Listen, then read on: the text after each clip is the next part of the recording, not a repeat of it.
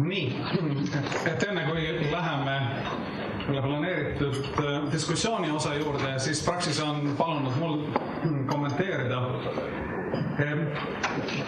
ettekandeid ja ma olen tänuga selle ettepaneku vastu võtnud.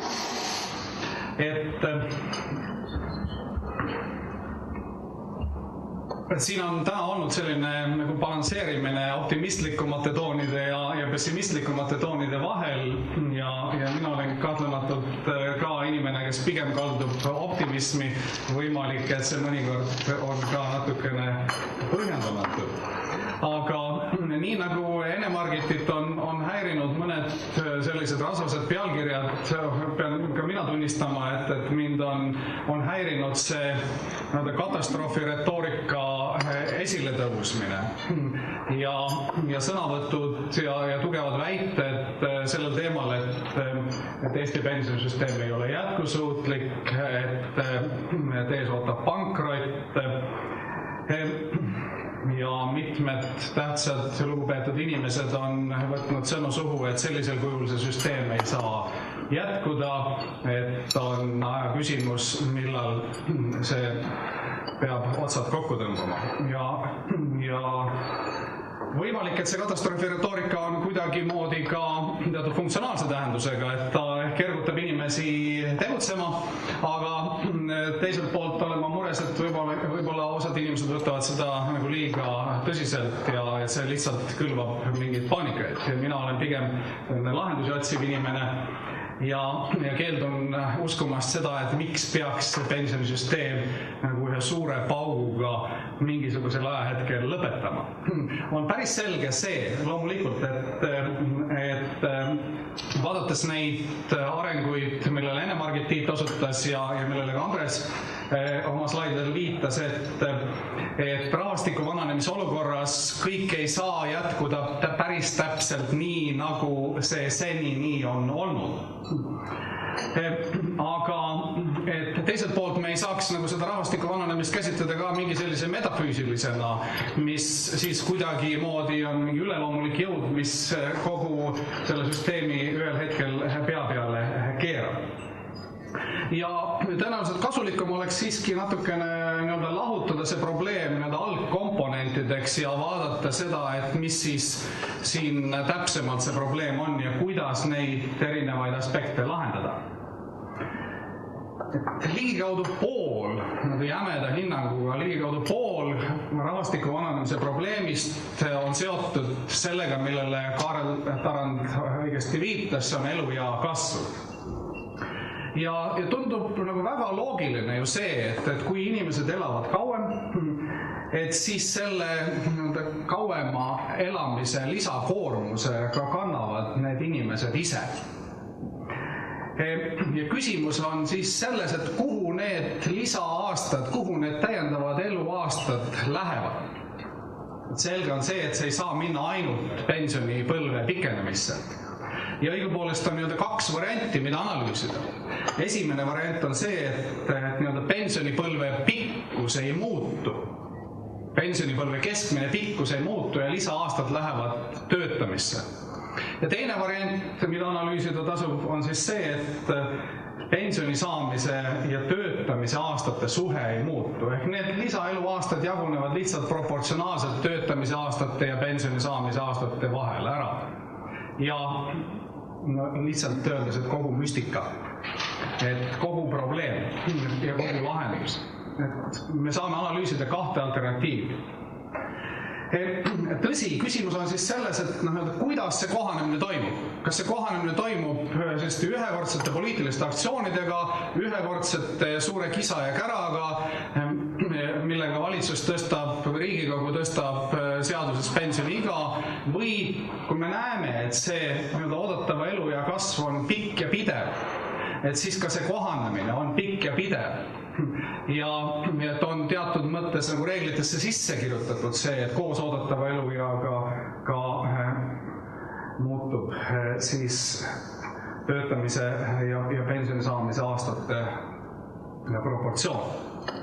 Teine pool kogu rahvastiku vananemise probleemist on teadupoolest sündimuse areng.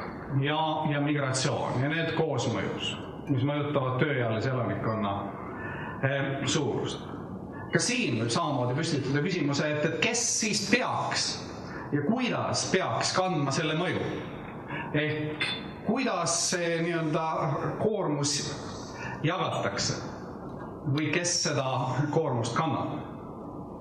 Siin on sotsiaalteadlased pakkunud võimaliku lähtekohana, ma rõhutan siin nii-öelda lähtekohana, sellist printsiipi, mida nimetatakse Musgrave'i printsiibiks, mis ütleb seda siis, et põlvkondade suhteline tulupositsioon peaks jääma samaks.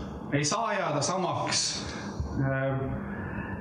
pensioni asendusmäär, ei pruugi jääda samaks ka tööealiste inimeste maksukoormus, aga tööealiste per capita netotulu ja pensionisaajate per capita netotulu suhe jääks samaks. Mida see tähendab? See tähendaks siis seda, et tegelikult need demograafilised riskid jagatakse solidaarselt põlvkondade vahel. Ja taas võiks öelda, et printsiibis kogu probleem või kogu lahendus sellele probleemile. See võib tähendada siis seda, et eelmiste põlvkondadega võrreldes peavad tööealised maksma suhteliselt rohkem ja teiselt poolt pensioniealised ei pruugi saada sama nagu varasemad põlvkonnad absoluutväärtuses. Aga seda Musgrave'i printsiipi võib arendada ka edasi ja küsida siis seda, et kas ja kui palju peaks konkreetne põlvkond kandma siis seda madalama sündimuse mõju.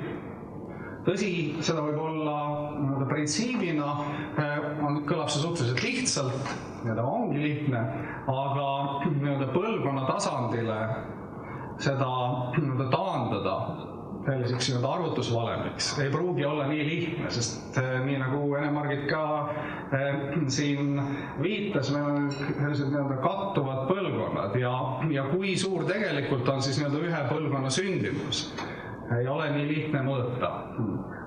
Tõsi, selleks ajaks, kui pensionile on jäänud, peaks see olukord suhteliselt selge juba olema. Nii et siin on nagu teatud variatsiooni ja võimalusi poliitiliselt erinevateks lahendusteks, sõltudes siis sellest, et kuidas on õiglane olukord nagu aru saada. Aga mida ma väidan on see, et tegelikult suures osas rahvastiku vananemise mõju pensionisüsteemile on üle müstifitseeritud ja et pensionisüsteemi puhul lihtsamini kui teiste sotsiaalkaitse valdkondade puhul on see rahvastiku koormuse õiglane jaotamine võimalik nagu lahendada või võimalik näha, mis need lahendused on.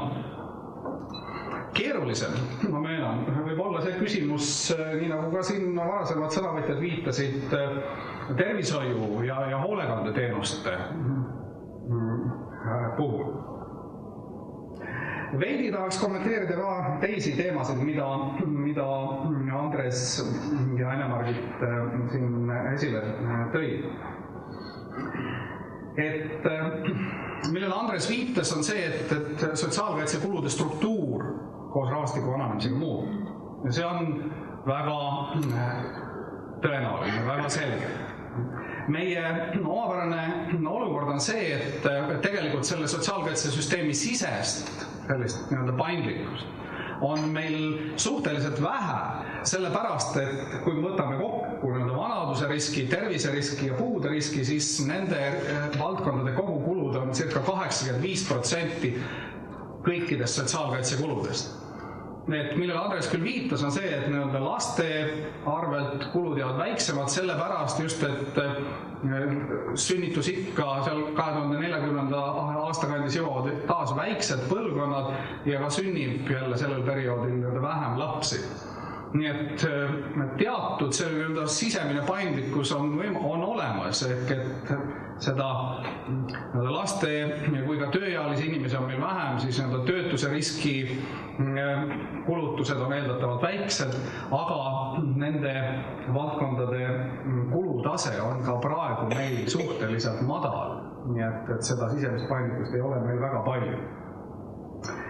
Teine teema, mida tahaks puudutada, on tööjõumaksud. Et tõepoolest meil on täna selline sotsiaalkaitsesüsteem, mis väga suures osas on tööjõumaksudest finantseeritud, eeskätt sotsiaalmaksust. Ja enne kui hakata seda nagu päris prügimäele viskama, tasuks ikka mõelda seda, et miks see niimoodi on. Et kuidas see niimoodi kujunes. Meenutame neid sotsiaalkaitse algusaastaid, et õigupoolest seda olukorda, kust me tulime. Me olime mures, et inimesed said kõiki hüvesid riigi poolt, riik andis. Selline abstraktne riik eelarve kaudu.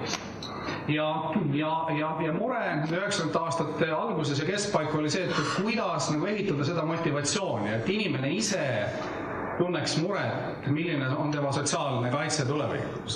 Ja siis me heas usus ehitasime sellist Bismarckilikku sotsiaalkindlustust, kus õigused teenitakse oma töö kaudu ja nende maksude kaudu, mida siis töötasud rekendatakse. Nii pension, ravikindlustus kui töötuskindlustus. 3 suurt sotsiaalkindlustuse laeva. Ja nüüd me näeme, et tõepoolest, et see on küll tõsi, aga võib-olla see ei ole kogu tõsi. Et see on tõde, jah, aga mitte kogu tõde see, et me sotsiaalkaitset domineerivalt tööjõumaksudest finantseerime, et kui me toome neid teisi tuluallikaid, teisi riigieelarve siirdeid siia juurde, siis me paratamatult ütleme lahti sellest sotsiaalse kaitse tugevast seotusest tööeluga. Ja võimalik, et aeg on juba nii kaugel, et see seos võib ka nõrgeneda. Sotsiaalkaitsekulude tase SKP-st, see, et me nägime siin erakordset tõusu 12%-lt 20%-le ja nii nagu Andres ka õigesti viitas, et siin on üks osa rehkendusest SKP järsk langus. Teiselt poolt, olles nõus siin Hanno Pevkuriga, et võib-olla parem indikaator on siis see sotsiaalkaitsekulude osakaal valitsussektori kogu eelarvest, aga ka siin on siiski nagu muljet avaldav tõus. Ja ma ütleks isiklikult, et võib-olla valitsus on olnud nagu tagasihoidlik, võib-olla nad on nagu häbenenud seda, et nii suur kasv on siin kriisiaegadel toimunud. Ja ma aiman, et miks nad võib-olla tagasihoidlikud on. Et iseenesest see näitab tegelikult seda, et Eesti on sotsiaalpoliitika vaatenurgast küllalt adekvaatselt reageerinud sellele kriisile. Me näeme nüüd ridamisi ilmuva statistika numbrite taustal, et me näeme ka, et vaesus eakate inimeste hulgas langes siin 2008-2009. Et õigupoolest see loosung, mida vahepeal siin solidaarsusest räägiti, et õigupoolest see solidaarsus on suurenenud nende kriisi aastatel. Aga kindel on see, et selle mudeli juures, kus me praegu oleme, sotsiaalkaitse kulutuste tase SKP-st sama osakaaluga ei säili. Küsimus on see, et kui majandus taas hakkab tõusma, siis karta on, et see sama solidaarsuse tase ei säili. Ehk et mõneti paradoksaalselt, et me siis rasketel aegadel oleme näidanud oma solidaarsust, aga headel aegadel selle suurema saagi jagamisel me ei pruugi nii solidaarsed olla. Nii, panen siin punkti ja annan sõna edasi Ainile.